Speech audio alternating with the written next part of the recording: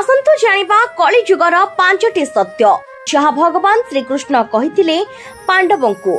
कली जुगरे मनुष्य किपरि रहिबो, कली जुगरे मनुष्य किपरि रहिबो, तार आचार व्यवहार किपरि रहिबो, मनुष्य मनुष्य सह संपर्क किपरि रहिबो एवं कली जुगर मनुष्य किपरि स्वभाव होइथिबे।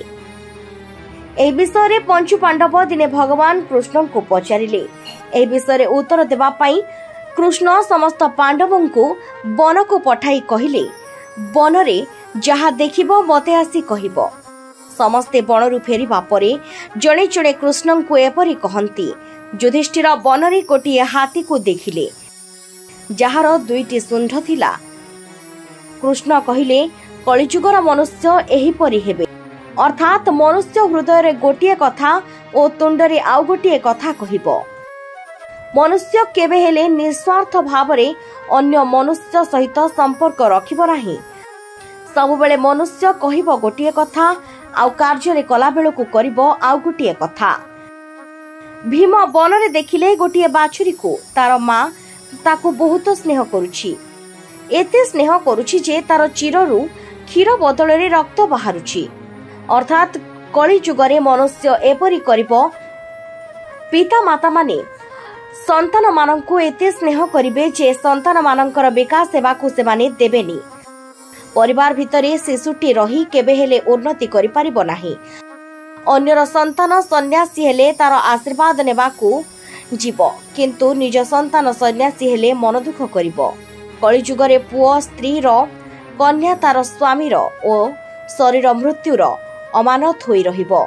आत्मा परमात्मा रो अमानत हेबो। अर्जुन कहिले गोटिए पक्षीर डेणारे वेद मंत्र लेखा होईछि, किंतु से आमिष भक्षण करुछि। एहार अर्थ मनुष्यर संपत्ति वृद्धि हेबो, किंतु से अपेक्षा करिबो जेते अन्य मनुष्यर मृत्यु हेबो। तार संपत्ति उपरे अधिकार करी अधिक धनी हेबाकू चेष्टा करिबो। तार जेते संपत्ति हेले भी सब बेले अन्य संपत्ति उपरे अधिकार करिबा पई चेष्टा करिबो। नकुल कहिले गोटिए पर्वत उपरु किछि पत्थर भांगी तळकू पडुछि। बड़ बड़ गछ सेही पत्थर खंड को अटकई पारु नाहंती, किंतु गोटे छोट वृक्ष पत्थर खंड को अटकाई रखिछि। एहार अर्थ कलिजुगरे हरिनाम एक व्यापार शब्द हेबो।